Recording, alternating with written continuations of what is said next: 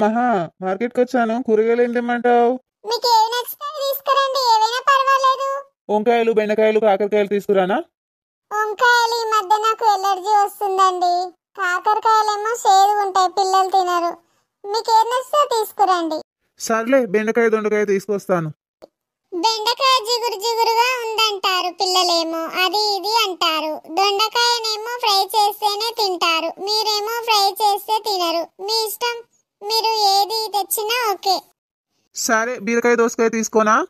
బీరకాయ బానే ఉంటది గానీ మీకు ఏరడం సరిగ్గా రాదండి. మొన్న తీసుకొచ్చిందంతా ముదురు పీచు పీచు అంతా పడేశాను. దోసకాయ ఓకే గానీ అది కూడా మీకు చూడడం రాదండి. మొత్తం అంతా చేర్చే తీసుకొస్తారు. మీ ఇష్టం, మీరు ఏది తెచ్చినా చేస్తాను. సరే మరి, ఆకుకూర గోంగూర తీసుకురానా? గోంగూర అత్తమ్మకు మొక్కల నొప్పులు కదండి, వద్దండి.